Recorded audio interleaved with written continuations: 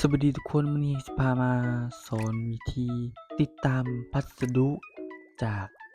แอปอนุสิทธิ์จะมีวิธีใดๆนั้นเดี๋ยวเราเบิ่งนำกันเลยก่อนอื่นเราก็เข้ามาแอปอนุสิทธิ์หลังจากนั้นเราก็เข้ามาที่ค้นหาทางเทิงนี้ถ้าเราอยากรู้ว่าบิลของเราหรือว่าเครื่องของเราฮอดไสแล้วเราก็จะเอาเลขพัสดุจากบิลตัวนี้เลยเนาะทุกคนบิลเลขพัสดุของเราจากนั้นเราก็เขียนหรือว่าพิมพ์ใส่ช่องนี้เลยช่องค้นหาตัวนี้จะสะดวกและสบายเราจะได้ติดตามว่าเครื่องเราฮอดไสแล้วหรือว่าเครื่องเราฮอด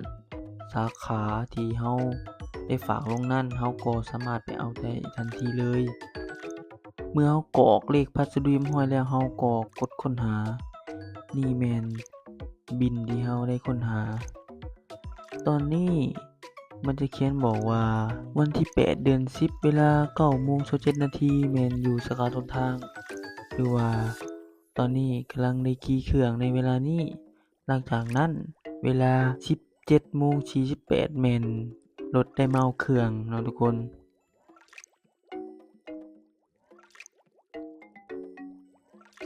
ต่อมาเราจะมาเบิ่งบิลที่2บิลที่2แม่นพัสดุฝากมามีแต่เราก็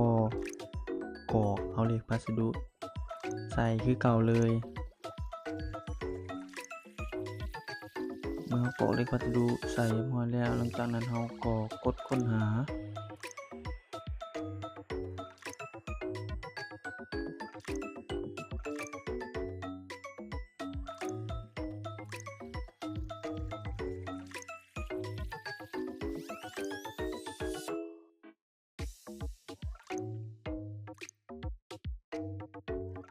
หลังจากนั้นเลขพัสดุมันจะบอกว่าสาขาต้นทางแม่นวันที่3เนาะทุกคนเครื่องได้ออกไปจาก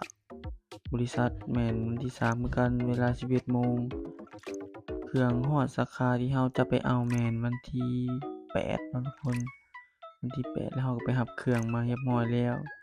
นี่เลยวิธีติดตามพัสดุว่ามาฮอดสาขาแล้วเราก็สามารถเข้าเบิ่งนี้แล้วทุกคนถ้าว่ามันฮอดแล้วมันก็จะบอกว่าพัสดุของท่านได้ฮอดเรียบร้อยแล้วเนาะทุกคนสามารถเอาได้เลยเมื่อฮอดนี้วิดีโอนี้ก็ได้สิ้นสุดลงแล้วเนาะทุกคนถ้าบ่เข้าใจตรงใดสามารถคอมเมนต์ได้เลย